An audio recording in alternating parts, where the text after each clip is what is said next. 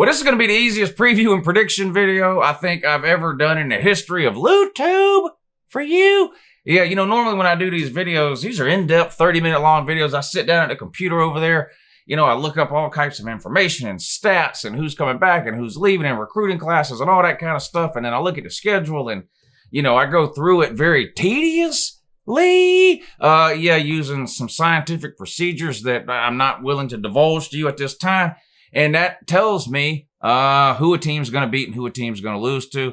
And it's very, very accurate. In fact, it's extremely accurate, but it's very time-consuming as well. Not the case today. This may be the easiest preview and prediction video I've ever done. Up today is the Texas A&M Aggies 2020 college football season preview and game-by-game prediction. Now, why is this one so easy? Why is this one only going to take a minute or two to do? Well, when it comes time to do a prediction for the Texas A&M Aggies, all you have to do is look at the schedule and count up the number of ranked teams they play. So here we go. Let me count them up. Now, of these 12 teams, which ones are likely to be ranked when Texas A&M plays them? Let me see.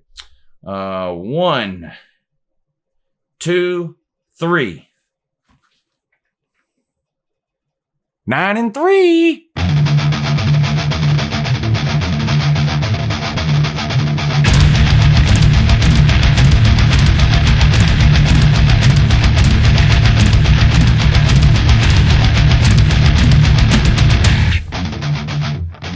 Hey, good morning. It's Uncle Lou here. Yeah, that's right. It's me, Uncle Lou, and I'm live for you on LootTube today. Thanks for watching. Subscribe to this channel if you're new around here. I post college football videos almost every single day of the year, and sometimes they're even watchable. This one, it's 50-50. I'm going to be honest with you. Let me know at the end of the video if it is or isn't. But subscribe to the channel.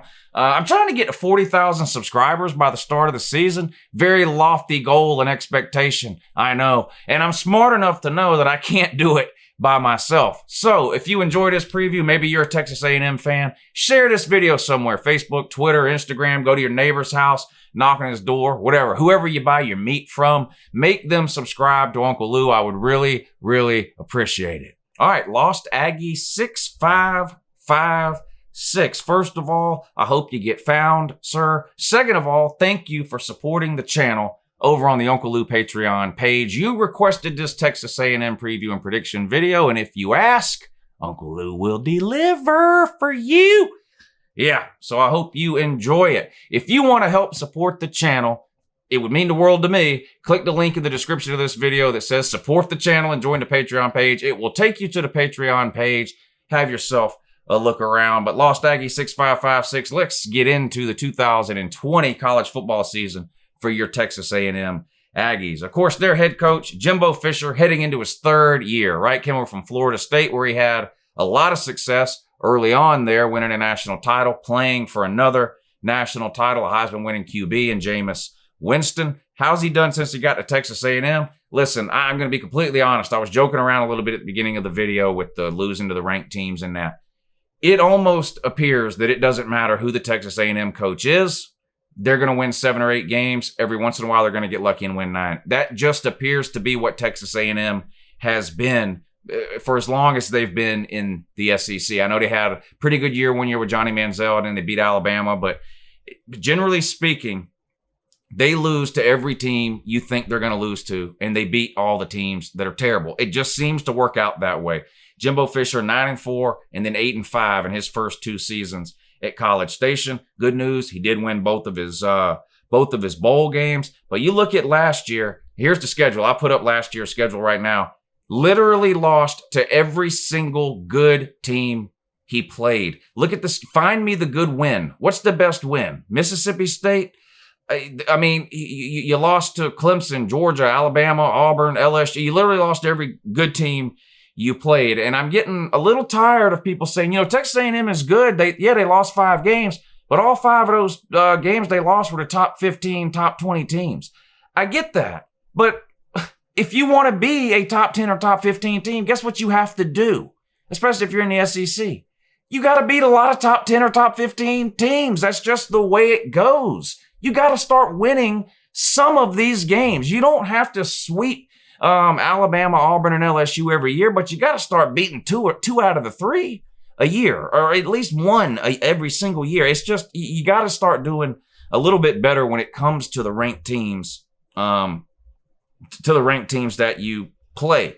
What's the good news for Texas A&M going forward when you look at 2019? Well, they were young. You started 6 true freshmen. That's a lot of true freshmen for any team to start, particularly, though, a team in the SEC West that's going up against, like I mentioned, your Alabamas, your Auburn's, your LSU's, not to mention the fact you had to play Clemson and Georgia, another 2 of the top 5 teams last year. Let's look at Texas A&M's recruiting. Do they have the talent to compete in the SEC West and in the SEC overall in general? Let's take a look. I like to look at the last 4 years of a team's recruiting because, generally speaking, that's what makes up a current roster. I know some players are 5th year or even 6-year seniors. I know you got injuries. You got kids transfer in, transfer out, leave early for the NFL. I get all that. But generally speaking, if you look at the last 4 recruiting classes, it's a pretty good indication of the overall talent available top to bottom on a roster. So 2020, 6th in America. That's a great recruiting class.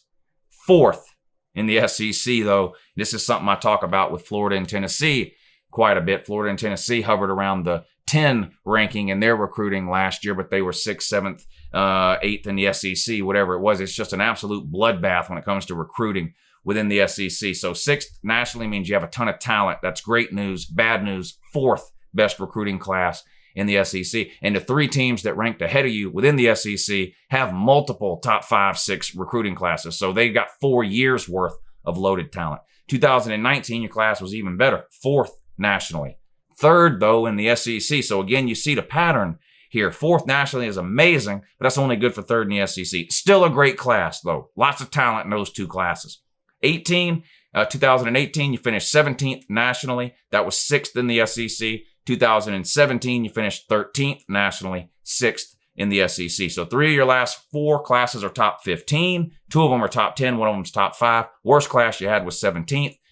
You've been 3rd, 4th, 6th, and 6th within the SEC. So you got a lot of talent on that roster, especially freshman and sophomore talent when you're talking about the 4th and the 6th ranked classes in America in the last 2 recruiting classes. All right, let's take a look at Texas A&M's offense for 2020, see if they can improve over last year. Kellen Mond at quarterback for what seems like the 8th or 9th year. This Kellen Mond is a modern day JT Barrett. Remember the guy from Ohio State? It just seemed like he had been there forever. It seems that way with Kellen Mond. It seems like he's been there forever. And he's had some amazing games and some amazing moments at big times in some games. Kellen Mond's problem to me, and I've been saying this going back to last offseason, really, way too inconsistent. Sometimes he comes out, he looks absolutely amazing. Sometimes he comes out, it looks like he doesn't know what he's doing. Now, when Jimbo Fisher came in a couple of years ago, people assumed that would be a good thing for Kellen Mond. And I'm not trying to say that Kellen Mond has played bad the last couple of years, but he's still been wildly inconsistent. Too many turnovers. Again, seems to disappear for large segments of games or even entire games in some cases. When you look at how he did overall last year, not bad. 3,398 total yards, and that was 2nd in the SEC. So it's not that he didn't put up any numbers. Again, if you watch A&M play week to week, you just never really know what version of Kellen Mond you're going to get. He's a big, strong kid with a big arm. He's athletic and mobile. He can escape pressure and move into pocket. He extends a lot of plays with his legs. He's got some very high upside. It just doesn't come through consistently enough. This is his last year to sort of fix that. We'll see if he can get it done. At the running back position, you get Isaiah Spiller back. He's the closest thing you have really to a between the tackles, like every down, hand it off and let him go up the middle type of guy. He had a pretty good year last year. I think he'll be even better this year. He really wasn't even your starter technically last year, and he still almost had 1,000 yards, 946 yards, I believe it was last year, and 10 touchdowns. You have a couple other guys here, this Aniyah Smith and a freshman, Devon Akaney. Is that his name? Again, with these names, I don't name any. Listen, there's not a single college football player in America that I named So if I pronounce somebody's names wrong, that's not my fault. Okay, I didn't name these people. But this freshman running back, Devon Akaney or whatever, both of these guys I think will play. They're more in the mold of a third down back, scat back, catch a swing pass off into flat, that kind of thing. But they're home run hitters. Either one of these two guys gets loose, they could be gone on any given play. Home run hitters, very fast, both of those guys. Wide receiver, I don't know how much blame here goes on Kellen Mond and how much goes on the wide receivers. A&M has had some great wide receivers over the last 5 to 6 years, and several of those guys are lighting it up in the NFL. Mike Evans comes to mind. Last year, though, only 10 passes of 30 yards or more for the entire season. That's not good. In an age of college football where the teams seem to live and die by the big play, you just have a hard time throwing the ball down the field. Only 10 passes the entire season of 30 yards or more. You got to improve there. Maybe you want to put some of that on Kellen Mond, maybe put some of it on the wide receivers. Offensive line, we'll talk about in a minute, has been another big issue at A&M. But in any case, no matter who's to blame, the point is that's a stat that's got to get a lot better in 2020 if you're going to try to start competing and beating some of these better teams that you play. You've got to get some of these chunk plays. So wide receivers, Buckley. Well, first, let me say this. There's no Mike Evans on this team. I can tell you that right now. The best you can hope for is that you get a couple of these guys with experience to get a little bit better in 2020 and become more reliable. There's no elite breakout superstar wide receiver on this team unless they're a true freshman that's coming in. As far as the experienced guys that are coming back, we've seen what they can do. They don't really scare anybody. You do have some young guys, Chapman and Wright are sophomores. They're potential stars, I think, but we got to see them do something. I'm not really impressed with what you have coming back at the wide receiver position. Going to need a big improvement there in 2020. Now, tight end, I do like your tight end, Jalen Wittermeyer, whatever the hell, 32 catches last year. He's a reliable target, and that's can be a quarterback's best friend, a reliable tight end. Tight ends tend to make a lot of catches over the middle on third downs, that kind of thing. They are usually big targets, red zone targets a lot of times, 32 catches. He should improve on that this year. Offensive line, this is the biggest issue here with Texas A&M. I almost didn't believe this when I read it. 69 sacks given up over the last 2 years. That's Florida State bad. That's how bad that is. And it's sort of weird to me that Jimbo Fisher left Florida State in a terrible position, offensive line-wise, that would probably the worst in the Power 5. Quarterbacks don't even want to play there. The offensive line is so bad. But 69 sacks over 2 seasons, that's Florida State bad. Kind of ironic that he lands in a spot with an equally bad offensive line situation, but you got to get a lot better here too along the offensive line. I don't know whether this is good news or bad news. You got 4 starters returning from last year. I think that's bad news, to be honest. These guys just aren't very good. As well as you've recruited, particularly the last 2 years, there's not a lot of returning talent at the offensive line position. I don't think any of these players are NFL players. There's probably going to be a lot of changes and a lot of players switching positions and moving around. I don't think it's a guarantee at all that all 4 of those returning starters from last year will start in 2020. It's definitely not a guarantee that they're all 4 going to start in the same position. You need some major changes and improvement along the offensive line, and you got to try something. I expect to see a lot of things changed up along the offensive line in 2020 for Texas A&M. And if you don't figure out a way to get way better play on the offensive line, it's not really going to matter how much more consistent Kellen Mond is or if some of these wide receivers become breakout stars. If the offensive line stays as bad as it's been, your record is going to stay about as bad as it's been. Let's look over on the defensive side of the ball. Top 30 last year in total defense, so something to build on there. You lose your star defensive tackle, Justin Matabwiki. Come on. Sometimes I think I'm being trolled with these names, but no, these are actual names here. Senior defensive tackle, Jaden, whatever the hell. Now, he's good. Is he as good as the guy you lost? We'll find out. He's got some NFL potential, but you need big improvement on the outside. Your defensive ends with pass rush. Your pass rush was non-existent for most of the season last year. You got 2 freshman defensive ends, Diggs and Holmes, whatever, again with these names. Anyway, point is, and this is sort of a theme when you look at Texas A&M's roster. You've got some returning experience, juniors and seniors. But I think in a lot of cases, you've got freshmen and sophomores who are more talented. They just don't have the experience. Jimbo and the coaching staff is going to have to make some decisions in 2020. Do we play the experienced guy? We know what we're going to get, and it's not all that great, but we know, we can rely on it at least. Or do we roll the dice with some of these younger kids who we know are more talented, but may make some mistakes? I think you should go with the younger guys, particularly on offensive line, maybe even along the defensive front, especially at defensive end. I like some of the young pieces you have there. Now, linebacker could be a strong suit on defense. You return a couple of guys here. They each had 70 tackles or more last year. So that's good news. Your defense gave up way too many big plays. If you're not getting big plays on offense and you're giving up big plays on defense, I mean, you're going to lose to the ranked teams, and that's what you did. You give up way too many big plays on defense and you can't get any big plays on offense. You got to get better in both of those areas. You gave up 67 plays last year of 10 yards or more. 67. It's unreal. Secondary gave up a ton of big plays too. Gashed on the ground last year. I mean, top 30 looks good total defense, but you start digging into the numbers, you're bad in some key areas, like the big plays. I like your secondary situation. You got some young talent there. You've recruited great at the cornerback position, and you've got some returning experience and talent at safety. Overall, you got to play better on both sides of the ball, and more importantly, you got to play more consistently on both sides of the ball. Kellen Mond's got to play consistently good week in and week out. Your defense has got to shore up some of these big plays, quit giving up the home runs. They got to learn to tackle on the run, and they got to get more pressure on the quarterback. Some of your wide receivers have got to step up and become go-to guys. If those things can happen, maybe Texas A&M gets to 10-plus wins. If they don't happen, I think you're going to find yourself in a similar situation you've been in the last few years where you beat all the bad teams and you lose to all the good teams. I just think that's what will end up happening.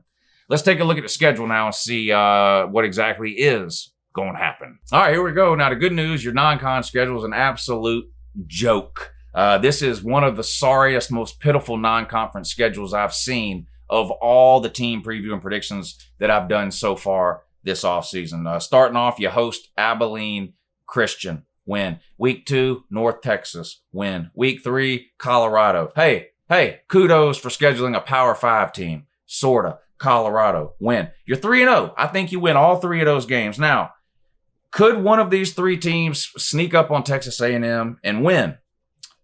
No, they can't. Even Colorado, the Power 5 team, brand new coaching staff, and really, honestly, the last coaching staff didn't have a whole lot of success there. So we'll see what happens, but I'm not totally convinced that Colorado will be any good at all. Other than being a Power 5 team, there's not really even any point in paying attention to that game unless you're a Texas A&M fan. But I think you start 3-0 in your non-con. Let's flash ahead a little bit here, a few weeks. You play Fresno State. So I don't know what you're doing with this non-con. Abilene Christian, North Texas, Colorado, and Fresno State. I mean, listen, when the high water mark of your non-conference schedule is Colorado, it's time to start doing a little bit better. It's a shame Texas doesn't have the balls to play you anymore like they used to. And yeah, we all know that's Texas' fault, not Texas A&M. The Shorthorns will not schedule A&M, and it's insane. Give me Texas over any of these 4 non-cons you have on your schedule. And again, I know that's not the Aggie fault. That's the Shorthorn fault. Week 4, you start your SEC schedule in a neutral site game against Arkansas at Jerry's World in Dallas, or Arlington, I guess it is. Win. Arkansas is one of, if not the least talented teams in the SEC. They also have a brand new coaching staff, Sam Pittman. The guy's never been a head coach. Well, forget that. He's never even been a coordinator. Now, he might be the best offensive line coach in all of America. I happen to think he is. He spent a lot of time at Georgia the last few years. Now he's the head guy at Arkansas. I wish him nothing but the best there. But let's be real. 10 years from now, we might look back and go, you know what? Sam Pittman ended up being one of the best head coaches in college football history. It won't be because of anything he does this year. There is no talent at Arkansas right now. Mississippi State and Ole Miss, they also brought in new coaches. There's some talent there. There's some pieces to work with there. There's really no reason to be excited about Arkansas football right now. You should win this game easily. You're sitting at 4-0. Now you got to go on the road and play Mississippi State. Speaking of those 2 new coaches, Bigfoot, that's right. Mike Leach takes over at Mississippi State. Whole bunch of cowbell there. Maybe if we have fans. And listen, when I'm doing these previews, I'm operating under the assumption that this season is being played as normal. All 12 games played on time with healthy rosters and a full stadium of fans. Even though I don't think that's likely to happen. There's just no way for me to do these previews and take every hypothetical situation that could arise into account. It would just be impossible. Maybe it's half fans. Maybe it's no fans. Maybe the non-cons are canceled. Maybe you play conference only and you play every other week. All of those things would drastically change any preview and prediction video I made. I just can't go through every potential change or hypothetical. So I'm picking these as if we're playing as normal, even though we all know that's not the case. At Mississippi State, more cowbell, Mike Leach. There is some talent there. I think Lane Kiffin's maybe got a little bit better talent to work with at Ole Miss right now, but Mississippi State got more talent, definitely a better team than Arkansas. So the Bigfoot Mike Leach lands in a better situation at least than Pittman does, who you played a week before, and he's got a ton of head coaching experience. Spent a lot of time at Texas Tech, right, in the Big 12, and then a lot of time at Washington State in the Pac-12. Never managed to win a conference, but his offense scores 111 points a week. We'll see what he can do at Mississippi State week 1. I'm going to be honest. I think you lose. I've got Mississippi State beating you. I think you're a better team than Mississippi State, but we see upsets all the time. I think this will be one. I think Mississippi State and Ole Miss both are talented enough and brought in coaches with enough experience and are good enough that they can each pull off at least one upset this season. I've done a Florida version of this video, the Gators. They got to travel and play at Ole Miss the week after they host LSU at home, and I picked Florida to lose on the road at Ole Miss. Even though I think Florida's a way better team than Ole Miss, I think you're a better team than Mississippi State, but I think they beat you. You get your first loss of the season, you're sitting at 4-1. Then comes that non-con Fresno State. You'll win that without a problem, 5-1. Back-to-back road games at Auburn and South Carolina. I think here's going to be a typical A&M type of situation. I think you lose to the good team, Auburn, and I think you beat the bad team, South Carolina. South Carolina, you play every single year. They're your cross-division yearly game from the SEC East. And ever since you joined the SEC back in 2012, I guess it was, they've yet to beat you. I don't see it happening this year. You got to travel there. Always tough to win a road game in the SEC, but I think you get it done. You lose to the barn, typical Texas A&M, losing to the better team, and you beat South Carolina, typical Texas A&M. You beat a bad team. Then you got 2 home games, Ole Miss and Vandy. Well, you got a bye week after South Carolina. You get 2 home games, Ole Miss and Vandy. I bet you beating Ole Miss. Now, I think Ole Miss is probably a little bit better than Mississippi State, but there's 2 things working in your favor here. Number 1, you get Ole Miss at home, whereas you got to play Mississippi State on the road. Number 2, this comes after a bye week, okay? So you'll rest up any injured or hurt players that you have, and you get a whole extra week to prepare for that game. I think you beat Lane Kiffin and Ole Miss at home. I also think you beat Vandy. You catch Vandy from the East in your rotation this year, whereas last year you had to travel and play a top 5 Georgia team. This year you get Vandy. That's good for an extra win for you this year. You'll beat Vandy. Last 2 games of the year, brutal. Man, who did this to you? Auburn. If you want to know who did this to you, it was Auburn. But you got to play at Alabama. Then you host LSU. All right? At Alabama's a loss. Until Texas A&M starts beating some ranked teams, you can forget me ever picking them to beat a Nick Saban coached Alabama team. This one happens to be at Alabama, but let's be real, it doesn't really matter. You could play this one on the roof of a Costco. They would still beat you, okay? You're losing to Alabama. That's the bad news. Good news, I got you beating LSU. I already did the LSU version of this video too, and they were very mad and upset about this. You get them at home, last game of the year. We all remember what happened 2 seasons ago when they played you Thanksgiving weekend, last game of the year at College Station. It was that wild overtime game where the referees were, listen, even no matter what side of that argument you're on, whether you think the referees got the calls wrong or whether you think they got them right, the referees were way too involved in the end of that game. When games are that close at the end, the referees should not even be noticed unless there's some blatant penalties. And whether those were penalties or not, they weren't all that blatant. So I don't think they should have been called, whether they deserve to be called or not. Not in that situation, the end of those games, overtimes, that kind of thing. But it was a big win. LSU was big mad about it. They got revenge on you, of course, last year. Though, I mean, they got revenge on everybody, 15-0 en route to a natty. I think you return the favor this time around, again at home for you, and get a big win to close out your regular season against the Corn Dog, beating LSU. That puts you at 9-3. Now, I don't really know what Texas A&M fan is expecting for this season. I don't know if they're, we're going 12-0. I don't know if there's some of those people out there. I don't know if there's some people that maybe are really down on A&M and, 7-5 again. I think 9-3 would be a pretty good season for Texas A&M, especially if you get that win against LSU. Now, if you beat Mississippi State, which I've got you losing to, but lose to LSU, you'll still be 9-3, but it won't really be much to brag about because you'll technically be in the same situation you were in last year where you lost to every ranked team you played, right?